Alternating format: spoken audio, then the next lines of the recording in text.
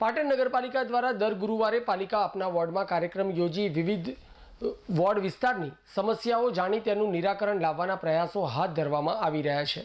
ત્યારે આજરોજ પાટણ નગરપાલિકા આપના વોર્ડમાં કાર્યક્રમ વોર્ડ નંબર 3માં જોગડી માતાના મંદિરથી પીતાંબર તળાવ સુધીનો યોજાયો હતો, જેમાં સ્વચ્છતા, પાણી, સ્ટ્રીટ લાઇટ, ભૂગર્ભ ગટર, રોડ રસ્તા, વોર્ડની સમસ્યાના નિકાલ માટે કાર્યક્રમ રાખવામાં આવ્યો હતો, જેમાં સ્થાનિક રહીશો દ્વારા પીવાના પાણી, સ્વચ્છતા, સ્ટ્રીટ લાઇટ, ભૂગર્ભના પ્રશ્નો સહિતની વિવિધ રજૂઆતો કરવામાં આવી હતી। ત્યારે પીતાંબર તળાવ પાસે આવેલા રેલવે ફાટકની બહાર બુનિયાદી મિશ્ર પ્રાથમિક શાળા આવેલી છે, ત્યાં નાના બાળકોને પીવાના પાણીની ખૂબ જ તકલીફ પડતી હોવાની રજૂઆત કરી વહેલી તકે આ સ્કૂલમાં પીવાનું પાણી મળી રહે તે માટેની વ્યવસ્થા પાલિકા તંત્ર દ્વારા કરવામાં આવે તેવી સ્થાનિક રહીશોએ માંગ કરી હતી।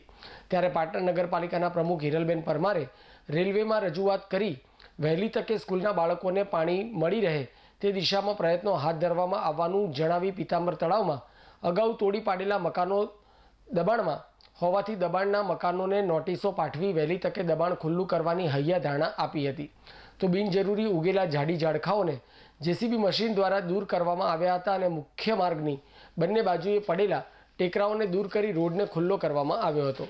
અહીંયા વોર્ડ નંબર 3માં ગુરુવારના કાર્યક્રમમાં કચરાના પ્રશ્નો જોવા મળ્યા અને પાણી જે સ્કૂલનો પ્રશ્ન છે કે પાણી ત્યાં પહોંચી વળાતું નહીં, વચ્ચે રેલવેની લાઈન આવતી હોવાથી ત્યાં પાણી આપી શકાતું નથી, એટલે એ પાણીનો પ્રશ્ન થોડો જોવા મળ્યો સ્કૂલ તરફથી। બાકી અહીંયા તો બીજો તો કંઈ ઇસ્યુ એટલા રહ્યા નહીં, અને કચરાની ગાડી રેગ્યુલર આવતી નહીં, સફાઈનો પ્રશ્ન રહ્યો। દબાણના પ્રશ્નમાં તો હવે રેગ્યુલર લોકો રહે છે, જ્યાં સુધી સરકાર એમને મકાનની ફાળવણી ન કરે ત્યાં સુધી એમને રહેવા દેવા જ પડે।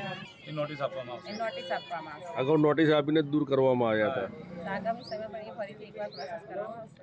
એ હવે આગળ રેલવેમાં રજૂઆત મૂકીએ પછી શું નિરાકરણ આવે એના પર નિર્ણય લઈશું।